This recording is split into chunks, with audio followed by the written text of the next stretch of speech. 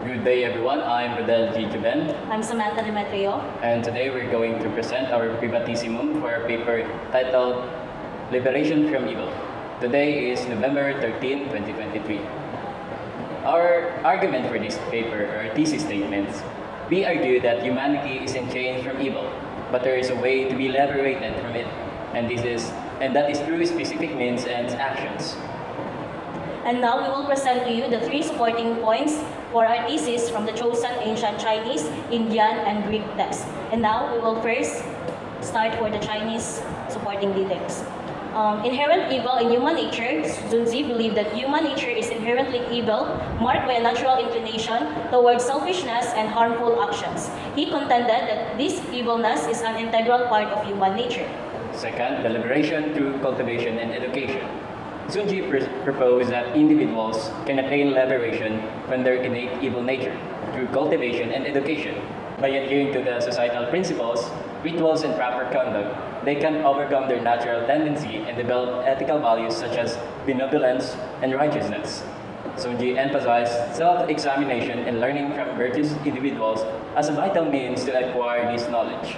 And third, the rectification of names and social harmony. Zunzi advocated the concept of the rectification of names, a notion that individuals should adhere to their designated roles in society to promote social harmony. He argued that the liberation from human evil nature, as he posited it, can be realized through education, moral cultivation, and the conscious fulfillment of one's role in the community. Let's move to the Indians or ancient Indians that support our paper.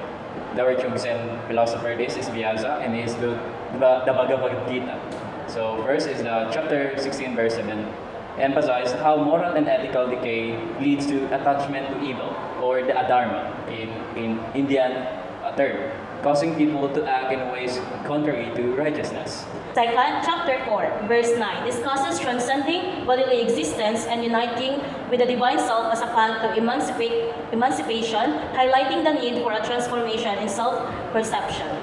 And third, for supporting detail of the Indian text, chapter 16, verse 19 to 20, it underscores how wicked actions hinder spiritual growth and emphasize the importance of virtue in breaking free from this malice. Liberation thus involves aligning one's action to virtuous behavior. Okay, now we will proceed to the supporting details for the chosen Greek or Latin text. First, Augustine asserts that the evil is not a substantive existence, but the corruption or negation of good, as all beings were created by God as good.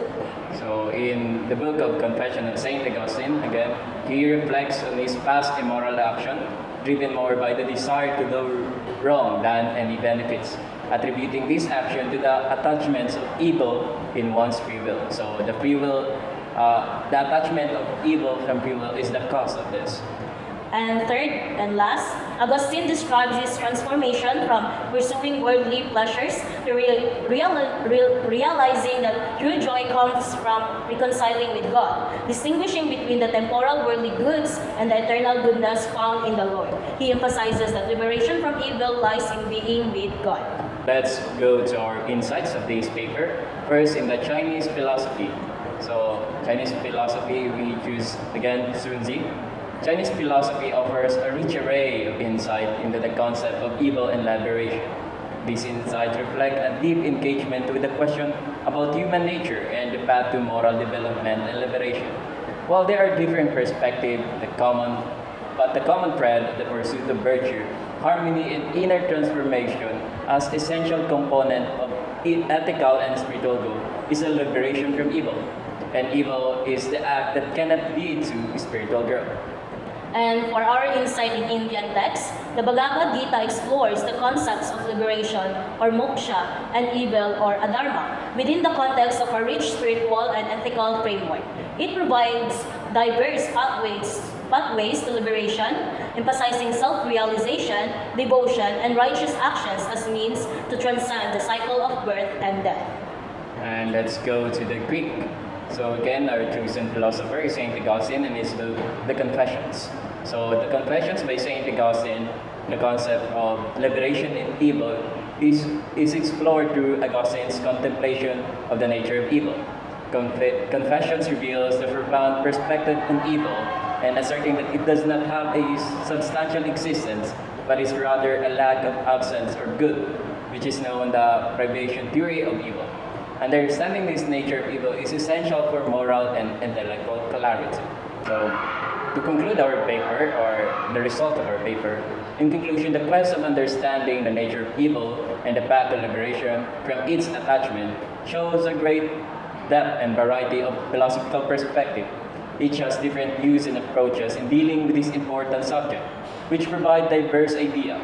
Although the philosophical views of evil and liberation are different from various traditions or cultural traditions, they provide and contribute to our understanding of this profound and enduring challenge of liberating oneself to the attachment of evil. From the complexity of human nature in Chinese philosophy, the moral and spiritual elements of Hinduism, and the theological insights of St. Augustine in Greek philosophy provides a great insight about evil and liberation. Thus, the path to liberation from evil appears to contain a complex interplay between innate tendencies, moral choices, and in some cases, divine intervention draws attention to the different view of this timeless philosophical question. And that will be all. Thank you. Thank you.